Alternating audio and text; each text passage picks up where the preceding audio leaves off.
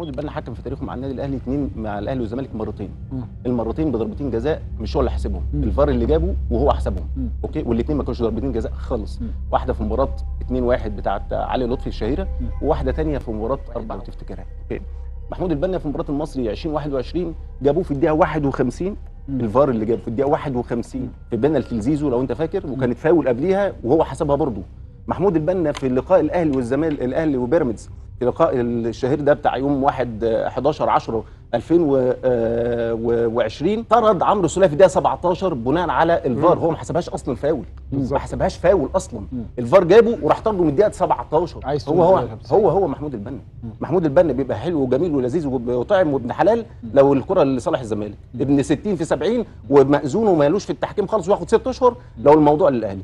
الاهلي موجه عشان الاهلي الافضل، الاهلي الاحسن، الاهلي الاشرف. يعني لو انا اللي بتكلم النهارده في الزمالك وبيراميدز وجيت اتكلمت هيقول لك يا عم انت مالك انت، هو انت طرف في القصه زي ما حصل. تمام؟ يعني النهارده كل الناس بتتكلم. لا طرف في القصه، لا طرف في القصه، لا انت قلت الزمالك، ما انت انت قلت طرف. اول كلمه تعادل النهارده مين اللي مستفيد منه؟ انت اول كلمه قلتها للاستاذ ابراهيم قلت له انا ما قطعتش. انت بتقول الزمالك مش طرف، بقول لك طرف. معلش سيب الكابتن سيد يكمل كلامه. اول طب معلش ما عشان بس يبقى في اول كلمه قالها الاستاذ خضر الاستاذ ابراهيم قال له انا ما قطعتش.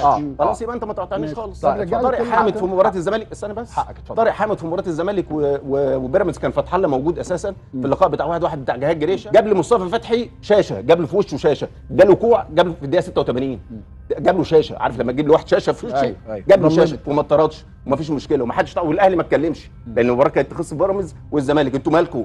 انتوا مالكم؟ احمد ربنا ان الكره دي لها رولز وقوانين.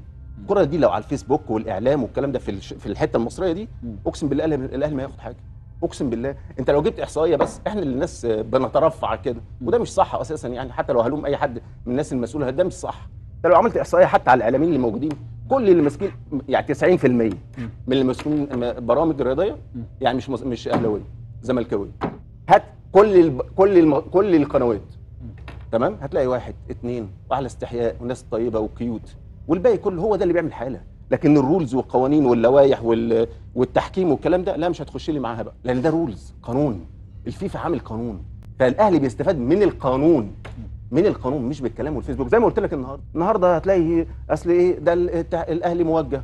الاهلي موجه ايه؟ هو الاهلي وجه ماتش الاهلي الزمالك والبنك الاهلي في الدقيقه 91. الحكم محمد عادل بيتكلم مع ميدو بيقول له الله يخرب بيتك يا ميدو، ده الكره ده ابراهيم اللي عرض جاي من الارض، يخرب بيتك يا ميدو، ده جاي من الارض وبينزل يحسبها. كان الفار حلو قوي ساعتها. الاهلي ما قالش ان هو موجه، بس الواقع انا هو عليه ما كانش